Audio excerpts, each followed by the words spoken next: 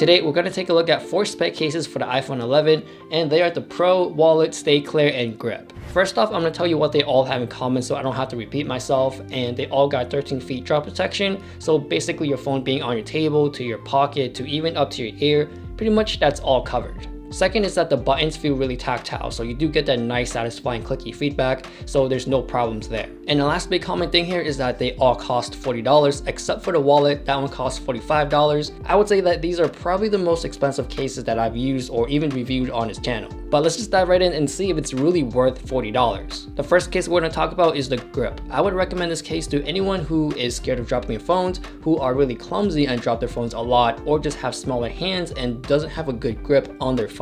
The parts where they put the rubber grips on the phone case, it's pretty much placed at the common spot to where you're holding your phone. So from the side of your palm to your fingers to your thumb, when you're holding it in your hands, it feels like this is not going to slip out. So for the ones who really like holding onto their phones a lot, or playing a lot of games, or even taking a lot of selfies, I would say that having this case on will give you the confidence that your phone is not going to drop because it's just sitting in your hands and it doesn't feel like it's going to drop at any moment. In terms of how grippy the material is on the phone case, I would say that it's slippery enough where it's not fighting against the cloth of your jeans or pocket, but if you have it within your hands and not even gripping on it with your fingers, I would say that it's not easily gonna slip out. Next up is the wallet. I would say that this case is more situational, or if you're a minimalist who don't like to carry a phone and a wallet at the same time. It's said that you can fit up to 3 cards in there, which is true, unless you have a more flimsier card that can squeeze in there as well. And I also pushed it to add another bill in there, so technically I got 4 cards in there and a bill within this case. So what if you don't have 3 cards? You can easily add 1 card in there, and even though if you shake it really hard,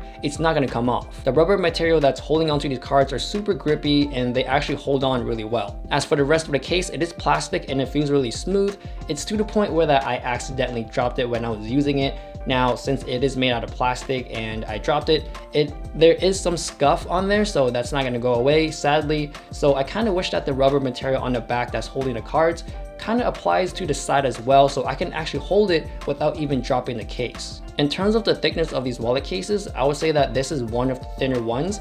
I've used ones where they have doors or different mechanisms which added a lot of unnecessary bulk. So I would say that if you want a really clean looking wallet case, I would recommend this one. Next up is the Pro. This one is by far my favorite one out of all of them. I just naturally want to go back to this because I just like the feeling of the soft touch. It's grippy enough and smooth enough where it feels nice in the hands and you won't have any problems grabbing it out of your pocket. And that's why I like the Pitaka case so much, is because of the feel. So basically this is like the same thing but with added protection. The soft touch in this case feels really high quality. It's not as grippy as silicone, and if you just hate those shiny plastic material, which oftentimes are fingerprint magnets, and they feel fairly cheap, I would give this case a try. Last but not least, we have the clear case. Speck claims that it's not going to change color over time, and if it does, you basically get a new one. The back is lightly frosted, so it's not a true one-to-one transparency, but overall, if you look at it from far away, it still shows off the color really well. The feel of this case is plasticky and it's really smooth in the hand. So technically, out of all the cases mentioned in this video,